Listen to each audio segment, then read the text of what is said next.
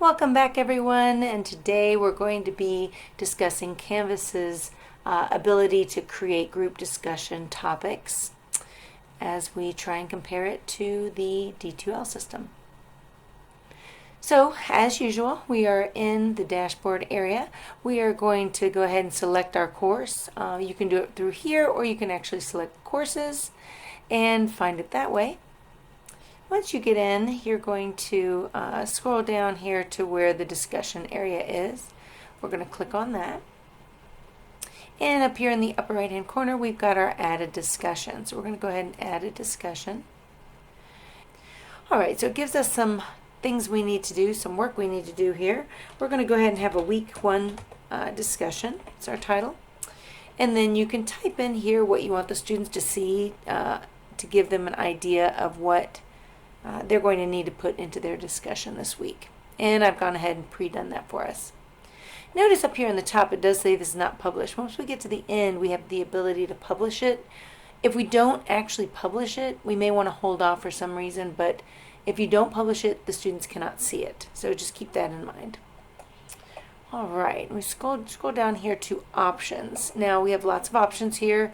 A couple things that I like to do is always allow threaded replies. That way your students can comment back and forth to each other. This is going to help them stay connected when they're doing courses online. Also, you may want the user to post before seeing others' replies.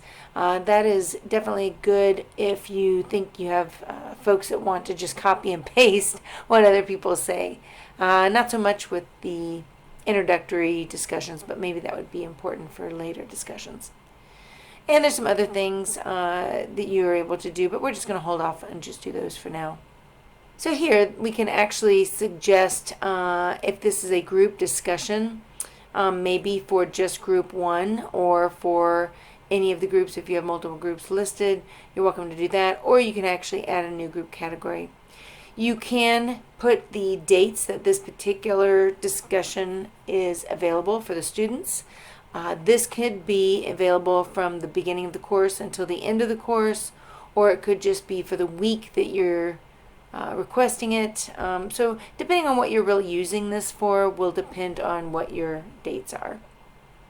Now you have a choice down here to either just save it or save it and publish it. Oops. And like I said before, if you just save it, you will notice that it will not be published. And we want to go ahead and publish it. We want the students to be able to see this. So let's hit save and publish. All right, so now you've got this published, as you can see here at the top. You do have the ability to edit it somewhat, and you do have the ability to delete it, close it for comments, etc. So this is a group discussion. Each group has its own set of conversation for this topic.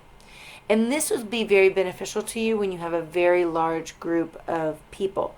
It gets very overwhelming if you have a class size of 50 or so, and those students are trying to weed through everyone else's discussion to try and comment on them, especially if you have a rule that you need them to comment on on others' discussions, things like that. So you may want to be selective and put them into groups. All right, and that's the basics of how to create these group discussion topics. Do remember, though, to go into your student view, take a look and see how this looks to your students before you actually get it rolling.